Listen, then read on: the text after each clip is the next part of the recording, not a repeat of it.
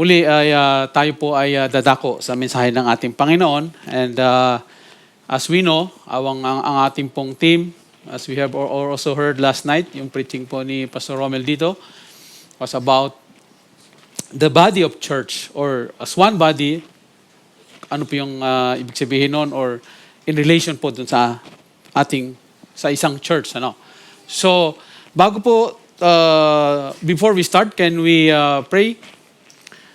Lord, muli salamat po sa umagang ito. Thank you, Lord, once again for giving us the opportunity na kami, Lord, muli ay dinala niyo po, Lord, sa inyong bahay-sambahan to praise you, to worship you, to magnify, Lord. At salamat, Lord, dahil muli po kami, Lord, ay nakapagsamba sa inyo sa pamagitan po ng mga awitin na ihandog namin para sa inyo. And thank you, Lord, for accepting our worship, Lord, through our singing and praising to you, Lord. Salamat. At and Lord, even, Lord, sa amin pong mensahe today, you alone, Lord, ang maitaas. Kayo lamang, Lord, ang inyong pong salita lamang, ang aming pong maibahagi. Hindi po magagaling sa inyong lingkod, but it is from you alone, Lord. At salamat po.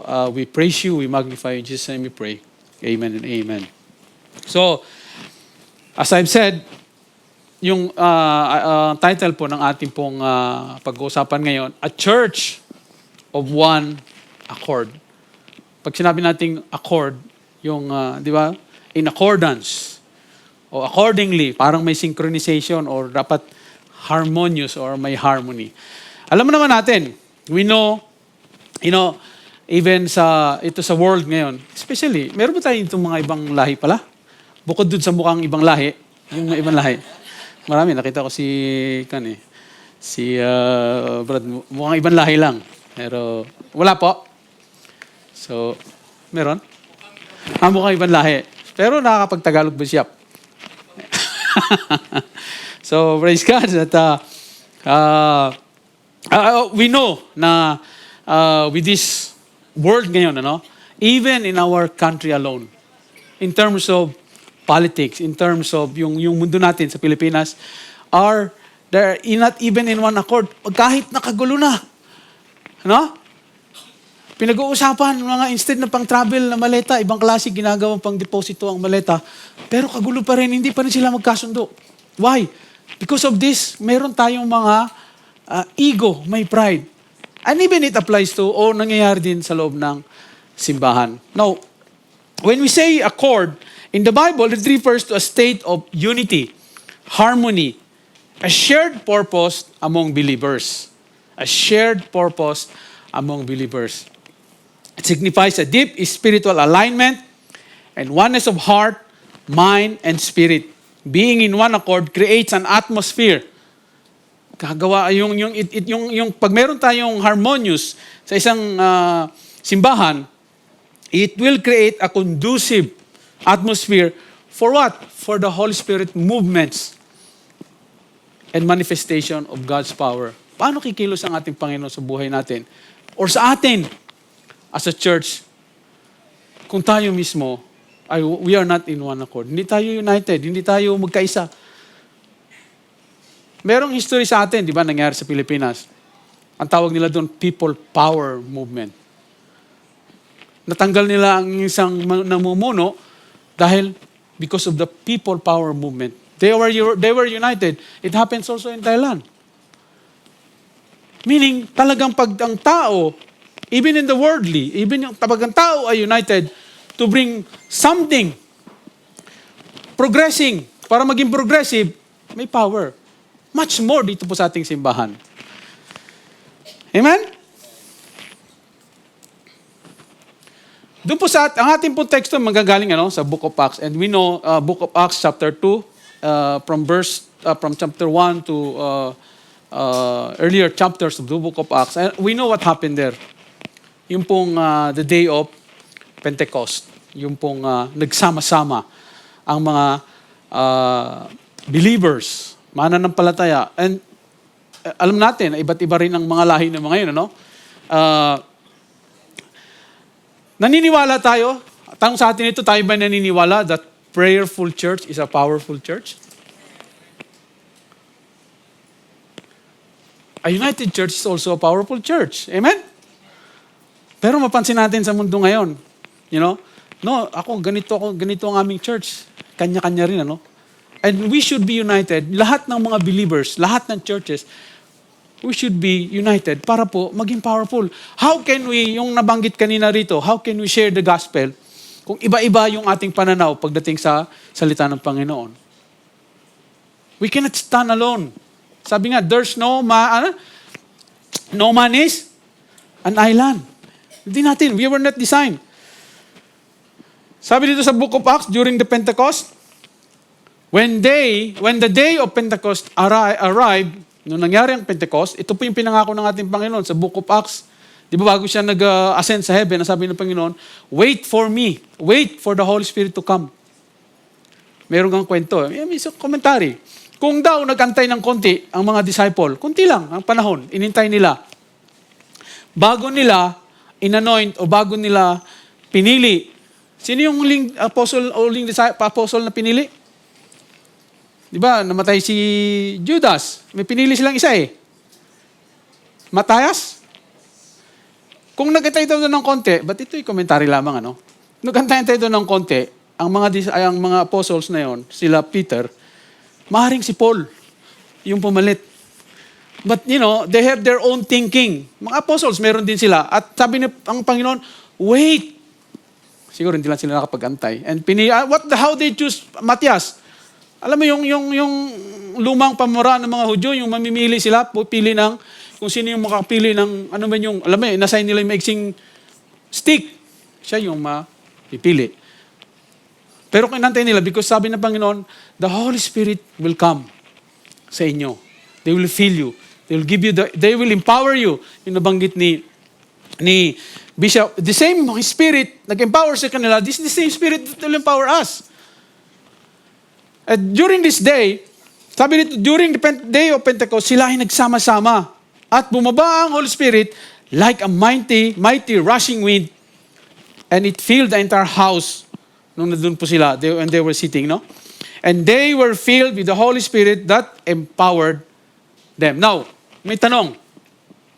Ano ba yung indwelling at saka infilling? Para po hindi tayo malito, when indwelling, nung bago nag-ascend ang Panginoon sa Kristo, ang sabi niya, nung nagpakita ang Panginoon sa mga disciple doon sa kanilang meeting place, because marami hindi naniwala na bumalik ng buhay muli ang ating Panginoon.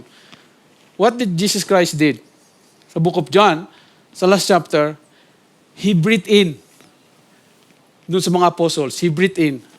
Sabihin, hininga. Kung si Adan ay nabuhay doon sa pamamagitan ng hininga, di ba? Christ breathed in the Spirit. Yun po yung mga tumanggap sa ating Panginoon. When we accepted Christ as our Lord and Savior, Christ breathed in. God breathed in the Holy Spirit. Kaya nga indwelling sa atin ang banal na Spirit sa atin. Nananahan sa atin. No, bakit mayroong infilling? Dito sa nangyari sa Pentecost. Because the Holy Spirit, isa lang, but marami siyang function. Marami siyang ginagawa sa buhay natin. Kaya itong mga apostles na ito, they keep on praying. Sabi ni Paul, when we ask for the Holy Spirit to infill us, what? For what? For the Spirit of gifts, yung spiritual gifts. Marami, infilling of yung gift of tongues. Binanggit niya rito. At during the Pentecost, nangyari ang speaking in tongues. And speaking in tongues, hindi po ito blah blah blah. Hindi po ito basta laang memorize. When you memorize and then you think you're speaking in tongues, maybe it's a tongue, but you memorize it, it's not a gift. It is what? A skills. Yeah, because you practice it, you memorize it. And then what happened in the Pentecost, hindi nila alam. Kasi ang nakaalam lang kung bakit nila sinabing spirit in tongues or they're speaking in tongues because sabi nung, bakit lengguwahe namin yun? Hindi naman sila taga ron. Hindi sila sa taga lugar namin. But they were speaking in the language that they don't speak. That's not their mother tongue. Kaya po nandun po yung, ano ginawa ng Espiritu? They were empowered to speak in tongues. Now, even Paul, sinabi niya, I'm not against speaking in tongues. Pero gamitin natin ang speaking in tongues for worshiping, for glorifying sa ating Panginoon. Sabi niya, ni Paul, wala dito, pero gusto ko lang ipaliwanag. When God gives you the Spirit in tongues, God also will give somebody else. Ikaw binigyan ka ng tongues, somebody will be given spirit in interpretation. Hindi pwedeng ikaw lang mag-tongues, ikaw pa ang nag-interpret. Yun ang sabi ni Paul, malinaw sabi niya. Yung tongues na yun, hindi mo rin alam kung anong lengguwahe yun. Again, in tongues is a earthly language. Hindi po siya blah, blah, blah, blah, blah. Sa atin, pwede. Yung isang operator ng elevator sa SM, bababa? Sabi nung sumagot ng bababa. Di ba, bababa lang sinabi. But they understand kasi, lingwahin natin yun. Bababa lang sinabi, pero pag ibang lahi nakarinig, ano yung pinag-usapan nito? Parang nagtatangsa. Tinatanong lang niya kung bababa siya. Sabi niya, bababa ako. Kaya lang, bababa lang. Anyway. When the day of Pentecost arrived, they were all together in one place. Yung po yung, nagkaroon po sila ng unity. Pagsama-sama. Dahil sinabi ng Panginoon, pumunta kayo roon at darating ang banal na Espiritu. That is the promise that was given by Jesus Christ. At dito po sa Acts 4, verse 24, sabi dito, when they heard it, they lifted their voice together to God and said, Sovereign Lord, who made the heaven and earth and the sea and everything in them. Ano ba nangyari ito?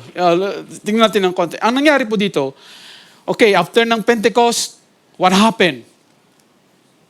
Yun po yung ating topic last month. The Spirit empowered them to be bold. Diba? Naging bold sila. Peter was not bold. Initially. Even he was rude, diba? Matapang, brave. But he was not bold in sharing. But when they received, Peter received the infilling. Yun po.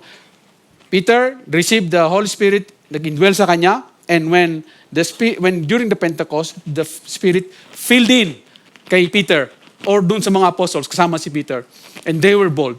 And because of their boldness, they keep sharing the gospel.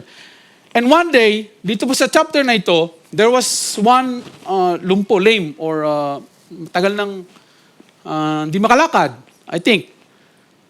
At humingi pa sa kanya ng limos, di ba? Ang sabi ng Peter, wala akong may bibigay sa iyo. Wala naman kami.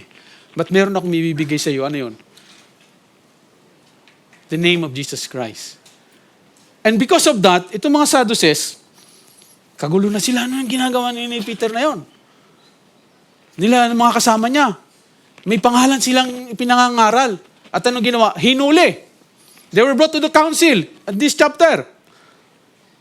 Pero, ang sabi nung mga Sadducees, tinanong sila, by what name? Sabi niya, by what power? Or by what name did you do this? Ano sagot ni Peter?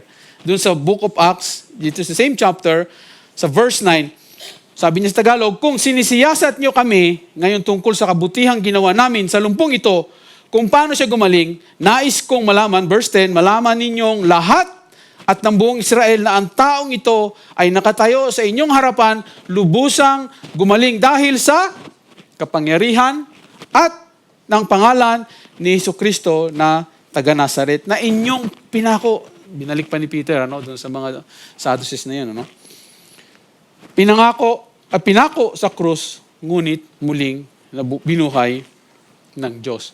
And because of this, sa ginawa nila Peter, and then when they heard it, sino yun? Yung mga kasama niya. They lifted their voice together to God.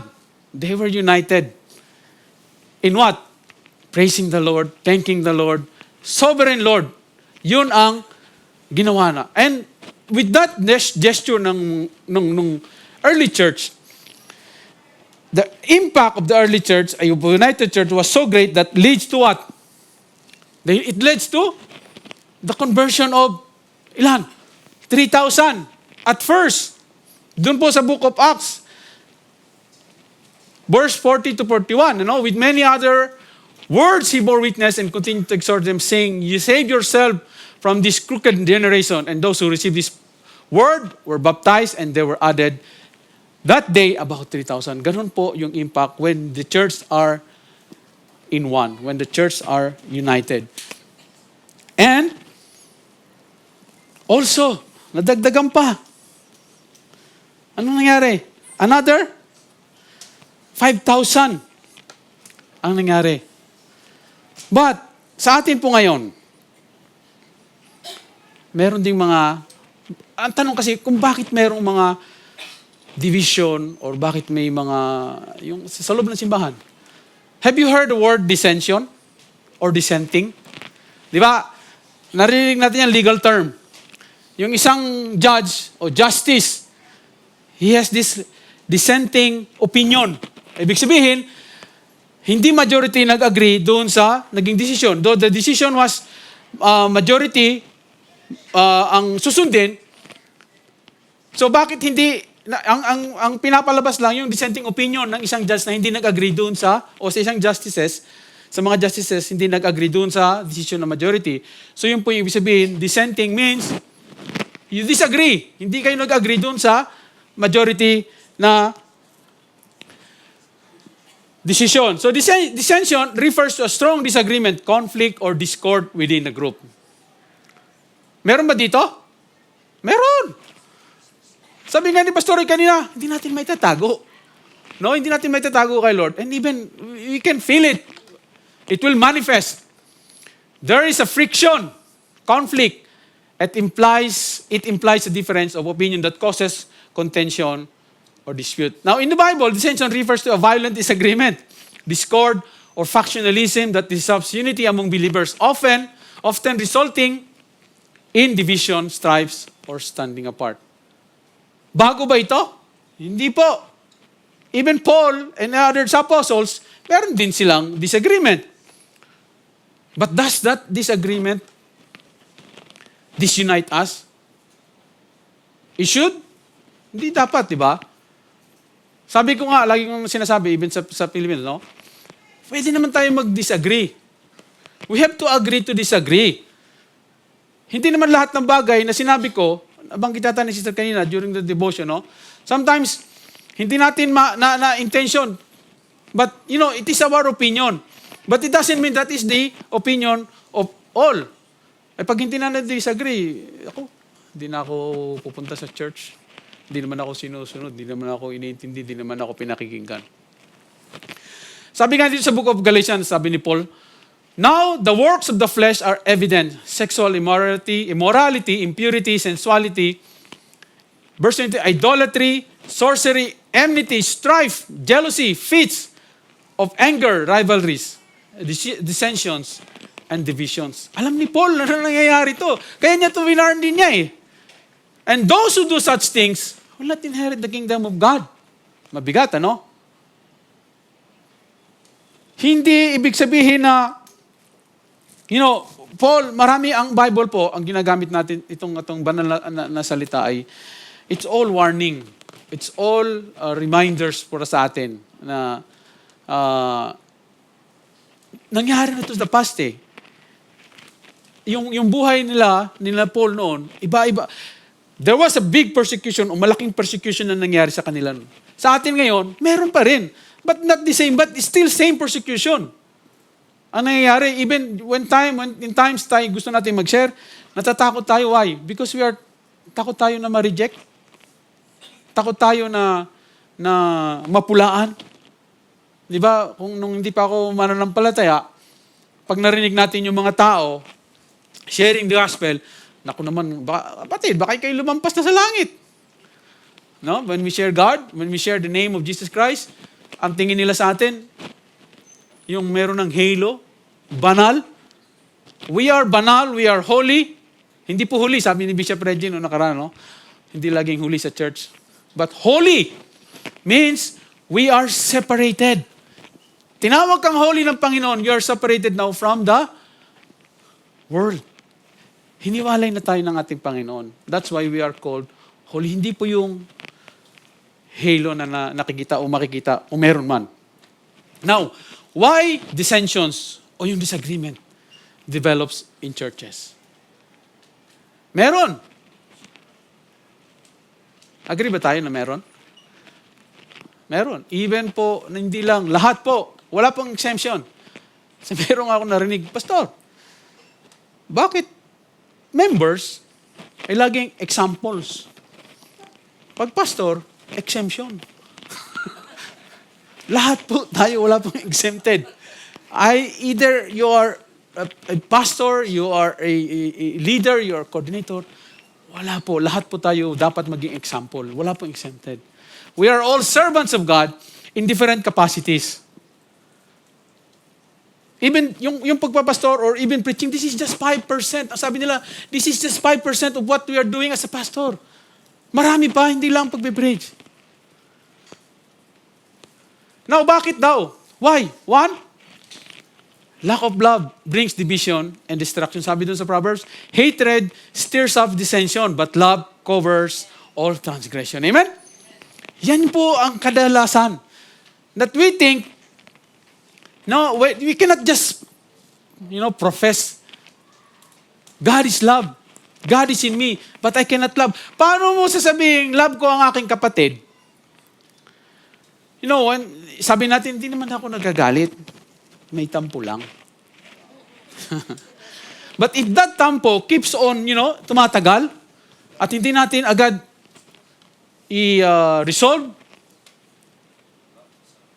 ang mangyayari doon sa tampong na yun, tatagal. Magiging, you will be distant, Even physically, siguro, magkalayo tayo, even sa Pilipinas, ang ating mga kapatid, pero when yung love na yun yung maglalapit sa atin eh. Love that comes from God. Because God is love. Now, ano ba ang requirement? What is required to achieve unity and power sa loob ng simbahan? One, church unity requires forgiveness. Amen? Agree po tayo? Kung wala pong forgiveness, kahit konting tampo, sabi nila, division in church does not start loud. Division in church does not start loud. It starts in what?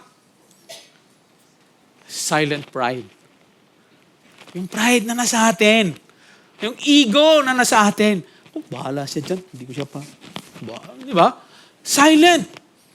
And that silence, pag isa-isa na yung patagal na ng patagal, tapos magiging vocal ka lang doon sa gusto mo, naghanap ka ng kakampi. Hindi si ganito, ganyan. Di ano na naman yung... So yun, doon na nag-create ngayon. The disunity na ngayon ang nag-create na doon. That's silence. Silence means you are not vocal about it, but you are telling, especially doon sa mga close mo. Then nag-start na yung division. Sabi nga nila, it's easier to be part of the faction. Di ba? Kasi mayroon ng faction eh. Than to get into action. Actions on how do we tackle this? How do we resolve this? Kaya sabi dito, in unity, in church unity, it requires forgiveness. Now, let's look at yung sa nangyari po, no? Dito po sa kay Peter. Peter's denial of Jesus on the cross, before the cross. And we know Peter denied Jesus Christ how many times? 3 times. 3 beses niya dininay. And when kahit sa atin, pagka yun nga, yung nagkakaroon ng faction, even yung mga apostol, nagkaroon din sila. Bakit? Di ba? Narinig nila siguro, maaring, si Peter, akala ko, sabi niya, di ba, ibabaw ng aking bangkay, Lord, hindi kita iiwanan. Pero narinig din ng iba. Tapos nung dininay, tumato si Peter. Yabang-yabang, akala ko, sabi niya, ngayon magkakaroon na ng mga faction. Then, magkakaroon between, But what did Jesus did? Jesus restored Peter. Jesus forgave Peter. There was a forgiveness. Hindi kasi dapat iniipon. And even Jesus Christ asked Peter, do you love me, Peter? How many times? 3 times din. Parang nayamon si Peter. Si Lord naman. Di ba? Mahal kita, Lord. Peter, do you love me? You feed my lamb, feed my sheep. Yes, Lord. Parang 3 beses mo lang tinanong sa akin, Lord, yun na. Wala ka bang tiwala? But Jesus Christ is trying to, sometimes our Lord tries to check us. Titingnan tayo. Talaga ba? Baka naman sa lips lang natin yun, hindi talaga sa puso. And in one of the sa verses, I think sa mga gospel, nung pong dininay niya ang Panginoong Kristo, nagkaroon siya ng yung talagang umiyak siya, ang kanila pong description is labas na ang uhog. Alam niyo po yung uhog? Ew. Dahil sa kanyang siguro remorse na talagang Lord, patawarin mo ako, at talagang yung iyak niya ay he really asked and Christ forgive him. Jesus was forsaken by all disciples nung yung ipako ang ating Panginoon. Ano nangyari? Kanya-kanya mga disciples natakot Diba? Natakot sila. But it was already prophesied by Jesus Christ. Or sa book of Zechariah, ang sabi doon, sabi doon sa Zechariah 13 verse 7, strike the shepherd and the sheep will be scattered. Ang tinutukoy ng Panginoon yung mga apostol, it was already there. But, ano yung but? Ang sabi naman siya, no Lord. Di ba, nung nagpapaalam o nagsasabi ang ating Panginoon, hindi Lord, hindi namin kayo iiwanan. They denied that they would do such thing. Doon po sa book of Mark din, sinabi din niya ng mga apostles.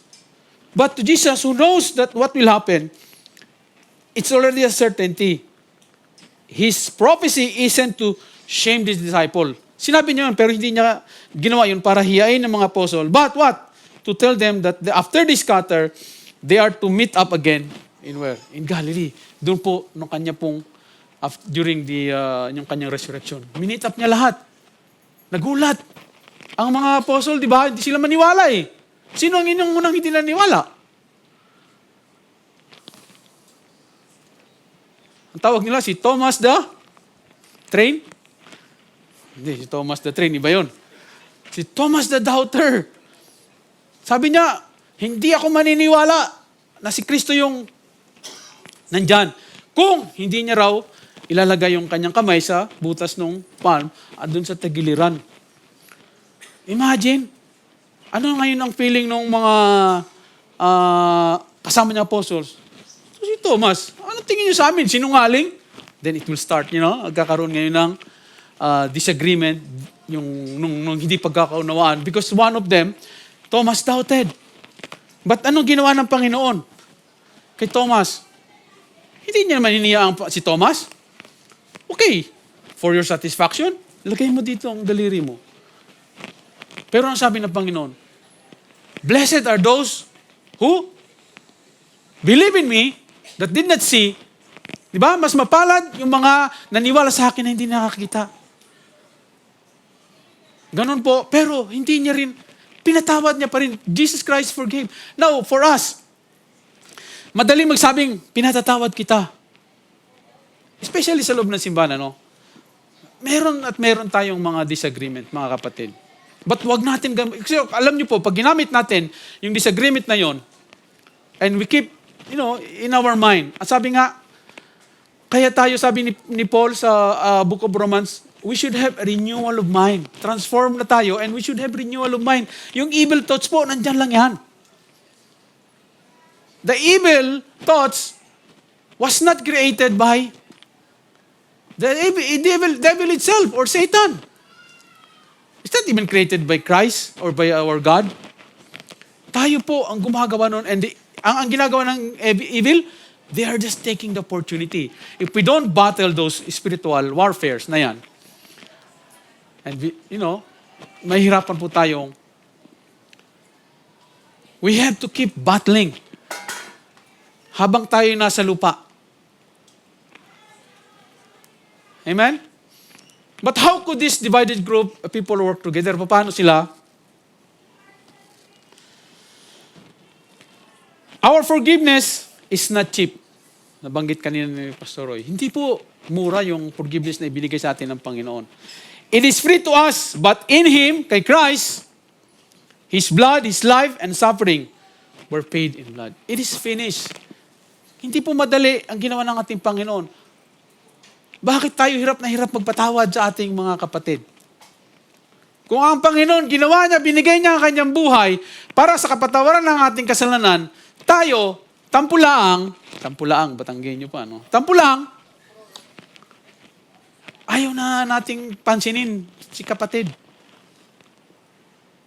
Para tayong mga, tawag doon yung, wala tayong gusto natin, what causes that? Yung unforgiving, sometimes unforgiving heart.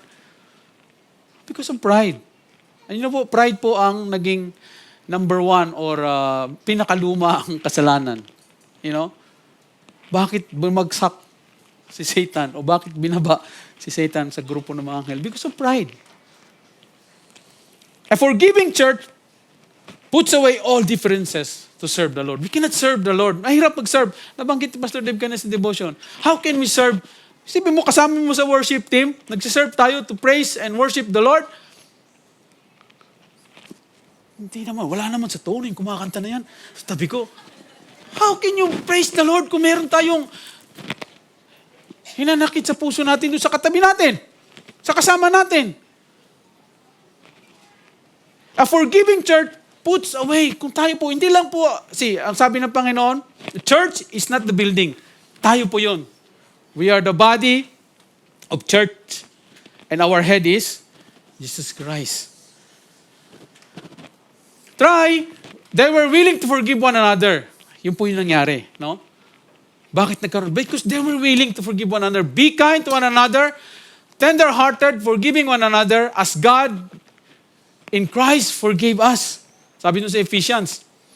Bearing with one another, and if one has complained against another, forgive each other. As the Lord has forgiven you, so must also you must forgive. Ginawa na ng Panginoon. Siya na ang modelo natin. Binigay niya na ang kanyang buhay through His blood, through His sacrifices. Why can't we? That is one of the needs ng sa ating Musulman. We have to forgive one another. Jesus has forgiven even doon sa nagpako sa Kanya. Sabi ni Jesus, Father, forgive them, for they don't know what they do. Mahirap pa sa atin? Lalo na yung mga nangutang ng malaki. Pinatawad ko na siya, Pastor. Pero hindi ko siya kalilimutan. Of course. Huwag mong kalimutan yung ginawa niya sa iyo. Ba't pinatawad mo na? Ibig sabihin, walang half-half. Forgive. Yung 100%. Pero pag bumalik siya sa iyo ng utang uli, kapatid, ginawa mo na sa akin dati, pinatawad na kita, huwag mo nang gawin uli sa akin yan. Ganun lang yun. Of course, huwag mo kalimutan yung ginawa niya, pero hindi naman hindi ko nakakalimutan yung ginawa mo, pero galit. That's not forgiveness. You forgive by lips. Hindi talaga tunay na pagpapatawad. Ano pa? Pangalawa, church unity requires fellowship. Alam natin ito. Sabi nga, hindi raw tayo, nabanggit ko kanina, we were not designed to what? To be alone. Design tayo ng Panginoon to have fellowship. Magpalakasan. All disciples were all present. Sabi dito sa verse 14 of Acts chapter 2, but Peter standing with 11, kasama niya yung 11, lifted up his voice and addressed them, Men of Judea and all who dwell in Jerusalem, let this be known to you and give ear to my words. Ganun po naging si Peter sa kanyang boldness sa pag-share. They saw the value of meeting together. Ano nangyari doon? We know, during those time of, doon po nag-start, they devoted themselves to the apostles' what? Teaching, fellowship, to the breaking of bread and prayers. Doon po, sabi nga natin, a prayerful church is a church. It's a powerful church. There's power when you pray. I think I saw last week, inaward ni Bishop, yung nanalo po ng basketball ata. I think congratulations din po sa ating pong QEC Abu Hamur basketball team. Tingin niyo po nanalo sila dahil may MVP? Dahil kay MVP? No. They won because they were playing unitedly. Kahit po 5 lang ang naglalaro, but as a team, they were all united. Isa ang kanilang goal. The same way, paano natin malalabanan, paano tayo mananalo sa evil if we are kanya-kanya? Ako tuwan-tuwa nga. Alam niyo po, si Satan, hindi po siya natutuwa sa mga tagalabas ngayon, yung halimbawa hindi nagsisimba. No! Wala si Satan doon. Nasaan si Satan? Nasaan? Nandito! Pilit niya tayong inalis. Sa Word of God, sa presence ng Panginoon. Kasi nandun kanya na yun eh. Anong gagawin niya doon? Kanya na yun. Ang kukunin niya yung hindi kanya. Yun ang Now, kung hindi natin kaya ang labanan ng sabay-sabay with unity, nakita ng disunited tong church na ito, madali na ito.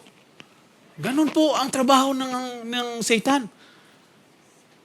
Yung may mga, in our mind, it's easier said than done. I know. Hindi rin na maging madali ang maging Kristiyano, ang maging tagasunod ng ating Panginoon. Yan yun, isa sa mga trials na ibinibigay sa kanyang mga anak. Because if we mapagtagumpayan natin itong trials na to, itong mga pagsubok na ito, then yung ating pong faith will be strong in Christ. Amen? Why Christians always need each other? We need one another to achieve Christian growth. Meron po akong nakita, siguro napanood niyo rin, video, si ate, sabi niya, I don't need church. I don't need pastor kasi may nagtanong sa kanya. Siguro narinig na niyo yun, Ang kausap niya, napanood ko yung video kausap niya ang kanyang content name ay si Tetelestay Ayan, di ba? Sabi niya, sino ang mentor mo? Sino ba nagtuturo sa'yo? Sino ba ang accountable sa'yo? Ang sabi ni ate, ano pangalan? Ate Christine. Kaya lang, marami naglabasan. Siya raw ay si Kuya Chris. But, hindi yun Ang sabi niya, I don't need church. I don't need pastor. I don't need mentor. Because it's between me and Christ. It's between me and the Lord. Nireveal daw sa Kanya. But mga kapatid, sabi natin dito sa Hebrews, let us consider how to stir up one another to love and good works, not neglecting to meet together, as is the habit of some, but encouraging one another, and all the more you see the day drawing near. Hindi tayo dinisign ni Lord mag-isa. Nung nakita ng Panginoon na si Adan nag-isa, anong ginawa niya? Hindi pwede ito si Adan mag-isa. Kailangan kong bigyan ng partner. Ganun po ang design natin. We cannot achieve Christian growth mag-isa. Sino magsasabi sa atin? Kapatid, sino magiging check and balance natin? Yung ating mga kapatid, ang ating mga kasama sa church, ang ating mga pastors, ang ating mga leaders. Because we are accountable to each other. Sino magsasabing, mali na yung ginagawa mo, kapatid? Ayaw mo nga ng disagreement, paano mo sasabing mali ako? Di ba? Again, it boils down to what? Sa pride. We need one another to accomplish the work of the church. Hindi po kaya. Hindi, Pastor. Alam niyo, mayroon po akong church na napuntahan sa Pilipinas. They asked me to preach. Si Pastor po, nung makita ko, wala silang drummer. Drum set. Tapos, siya rin ang nagpe-preach. Hindi po kaya ng isang tao. Hindi ko sinasabing kay Pastor lang. Even all of us. Sabi nga ni Pastor Robert kagabi, every one of us has its own function. Hindi po gagawin ng kamay maglakad. Hindi po gagawin ng mata makinig. Kasi may sarili siyang function. Tayo rin po, ganun din po. Iba-iba ang ating function, iba-iba ang ating gagawing ministry dito sa loob ng simbahan. But we work as one and we will accomplish what God wants us to do for His church. Amen? Dito sa 42, and when, sabi, nabanggit natin kanina, and they devoted themselves to the apostles' teaching, fellowship, breaking of bread and prayers. Meron po kanya-kanyang, to accomplish all these things, we need to be united and we need one another. Imagine, ito po, ano po yan? Ano ito? Uling, coal, or charcoal.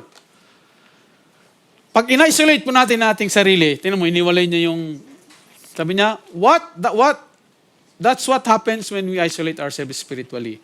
Pag sama-sama tayo, our fire keeps on growing. Talagang nandun yung apoy. Nagbabaga. Alisin mo yung isa, ihiwalay mo yung sarili mo. Sa umpisa, meron ka pang apoy eh. Meron ka pang baga. But unti-unti itong mawawala. Why? Ano nangyari? Because now we are now disconnected. Wala ka na doon, hindi ka na connected. Kaya nawawala na yung fire. Christians have always need each other. Now, yan, nabanggit ka no? Sabi, mayroong sinabi, I can follow God on my own. I don't really need the church. It's me and God. It sounds reasonable, di ba? Again, it's not what God has designed us. He designed us to be in fellowship, to be together. You are not walking alone in what you are facing. God is with you and every moment, even in the ones that you don't understand. Mga kapatid, just don't go to church. Yeah? Nakita ko lang, sabi ko, don't just go to church. Be part of the church. Love it, serve in it, give faithfully, invite others, worship sincerely, share the gospel, join ministries, and stay actively involved. May mga tinatawag silang Christian na ano tawag doon? Kumakapal na raw yung kalyo, may kalyo daw ang puwit. Totoo ba yon? Hindi po tayo, mga anak ng Diyos, hindi dapat. We should be part of the church. Whatever po, ano po yung kaya natin, sabi nga ni Pastor Romel kagabi, no? Kung kaya mo kumanta ka para sa Panginoon. Kung kaya mong tumulong sa kitchen ministry, tumulong ka. Pero wag po nating isakripisyo. Now, narinig natin, di ba? Minsan ginagawa nating, ano tawag doon? Yung parang minamalit natin si Martha. No, hindi po minalit. Ang Panginoon hindi niya minamalit kung sino. He didn't even, kinutya si Martha. But he was telling na mayroong mas mahalagang bagay na inyo pong gagampanan. Yung, lalo na ang salita na pakinggan. Pagka, sabi niya, gawin mo later, siguro, makinig ka muna. Pero hindi sinabing, busy ka na lang dito, nalimutan mo na. No, yun yung sinabi ng Panginoon. Hindi po, wag po nating malitin ang kakayahan ng bawat isa. Amen? Pangatlo po, unity requires focus. Christian had heard the Great Commission. Narinig natin ito, sabi rito sa book of Matthew. Jesus came and said to them, all authority in heaven and on earth has been given to me. Go therefore and make disciples of all nations, baptizing them in the name of the Father and of the Son and of the Holy Spirit, teaching them to observe all that I have commanded, and behold, I am with you always to the ends of the age. We have the same responsibilities today. Kung ano po yung responsibility na bigay ng ating Panginoon sa kanyang mga disciple, this is also handed over to us now. Binigay ito. Yung responsibility nila, it's the same responsibility. Hindi lang to in-address. Yes, He addressed it personally sa mga apostles. But God is the same God noon and the same God today. And He will be the same forever. Hindi po magbabago ang kanyang salita. At yung salitang yan ay para din sa atin. We have the same responsibility sa ating buhay ngayon. They accepted the responsibility of carrying out Christ's command. Peter was bold in sharing. Ano nangyari when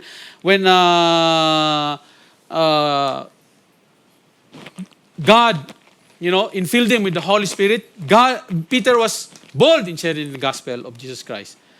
Ganon din ang ginawa ni Philip doon sa mga Samaritans. Di ba ang unang paniniwala nga ni Peter, ang salvation para lang sa mga Jew? Kaya nung nagpakita sa kanya through the, yung pangitain, ang Panginoon. Sabi niya, Peter, kumain ka through, itong mga pagkain ito. No, this is abomination, sabi ni Peter, hindi namin yan ginagawa. Dahil pero ang interpretation noon was that, sabi ng Panginoon, puntahan mo rin itong mga hintil nito.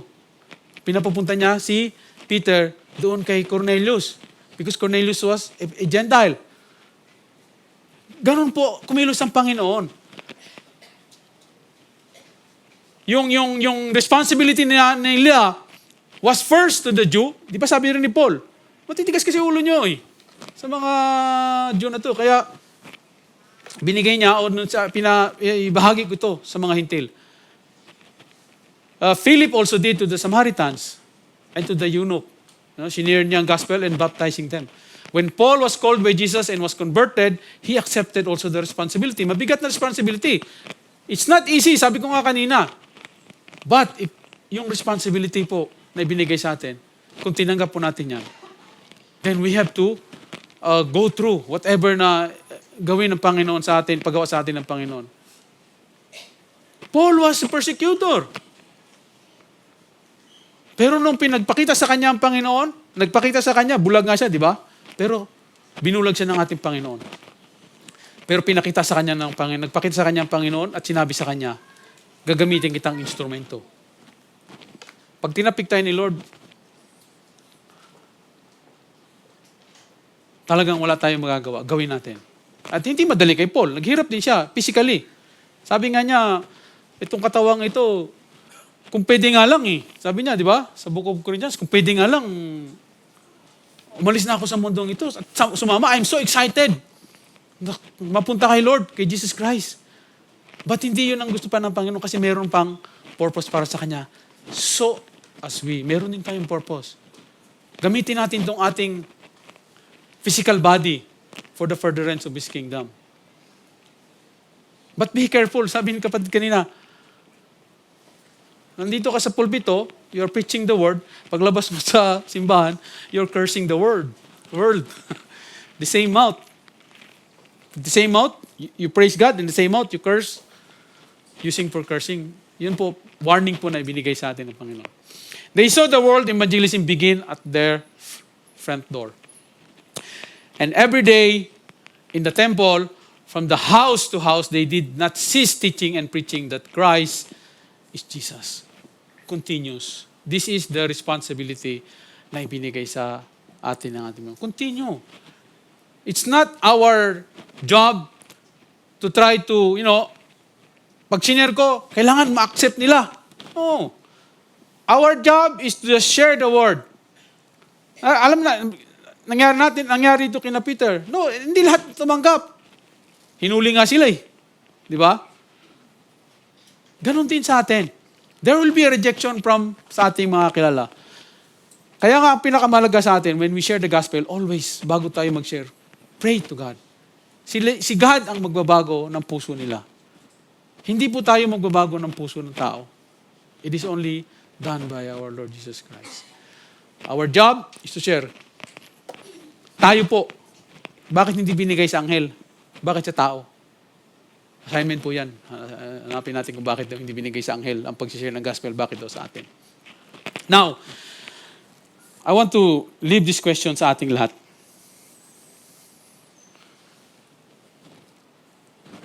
How will we respond to this great challenge, yung responsibility na ibigay? Paano natin i-respond?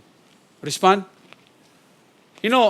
Sabi nga nila, kung tayo po, when we say we are with Christ,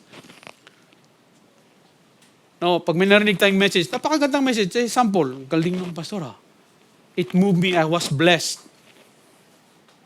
Pero paglabas natin, were you transformed by the Word of God? Kasi ang pinaka-importante po sa atin, when we say, ang ganda ng message, did it transform us? Yung transformation, day by day nga, daily, tinatransform tayo ng ating Panginoon. Tayo ba'y lumalakad ayon sa gusto ng ating Panginoon? Are we doing the things that God wants us to do? Or we're just doing the things dito lang, confined dito po sa church na ito o sa space sa lugar na ito.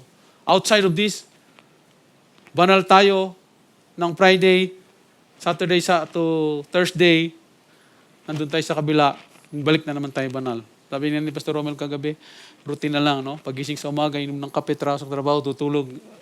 Hindi po ganun, mga kapatid. We have the responsibility. How do we respond in this great challenge? Are we willing to focus on God's call to reach the world? Are we? Amen, Pastor? Amen! A united church requires some sacrifices. Hindi po madali. As I said, kailangan po ng sakripisyo. Set aside your pride. That is one of the biggest sacrifice.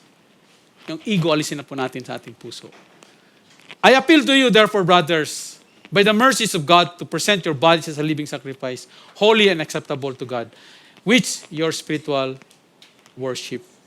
There will be a great sacrifice para po, like katulad ng ginawa ni Paul.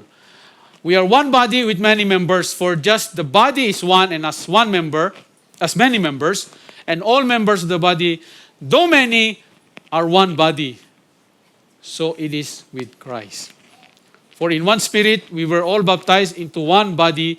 Wala pong Jews or Greeks, slaves or free, and all we are made to drink in one spirit. Amen? We are one church in one accord. Let us pray. Lord, muli salamat po sa inyo pong salita. Salamat po, Lord, na muli kayo po ang nanguna sa amin. It is your word, it is not mine. Lord, and we thank you, Lord, for giving us, Lord, this church na magamit po kami, Lord. And keep us, Lord, yung aming pong spirit, Lord, to be united, to be as one, to be harmonious. We are one in heart, one in mind, and one in the Holy Spirit, Lord. Kayo po ang manguna, Lord. Salamat sa inyo pong mensahe. And Lord, we pray na ito pong message na ito, Lord, ay manatili po sa aming puso at magamit namin, Lord. We apply this, especially in your church, Lord. Salamat po, Lord. And even, Lord, the responsibilities na inyo po ipinagkalob sa amin, we thank you dahil kayo po ang nagbigay sa amin, Lord, ng kalakasan and the wisdom that we have. This is we pray in Jesus' name. Amen. Let us stand po and we pray po for our benediction. Once again, Lord, we thank you, we praise you. Thank you for the worship service na meron kami, Lord. The victory that you have given to us. Lord, huwag niyo pong hayaan na kami aalis, Lord, sa simbahang ito na hindi namin daladala, Lord, ang inyong pong salita. Hindi namin may apply ang inyong salita. Hindi namin mabahagi, Lord. Tulungan niyo kami, Lord, na whatever we heard from you, Lord, ay ma-share din namin, Lord, sa aming mga kapatid. Lord, even, Lord, kung meron po, Lord, mga dissension, disagreement, sa aming mga puso dito, Lord, sa simbahan, Lord, alisin niyo po ito, Lord. Yung pong inyong spirit of forgiveness, Lord, ibigay niyo po sa amin, Lord. Fill us, Lord. Yung pagpapatawad. Kung paano niyo kami, Lord, pinatawad, Lord. Lord, tulungan niyo po ang aming mga puso, Lord. Tulungan niyo kami, Lord, na we can forgive each other, Lord. And with this forgiveness na meron sa aming simbahan, Lord, magkaroon po kami, Lord, ng united in your name, united in the body of Christ. By the grace of the Lord Jesus Christ and the love of God and the fellowship of the Holy Spirit be upon us all. In Jesus' name we pray. Amen and amen.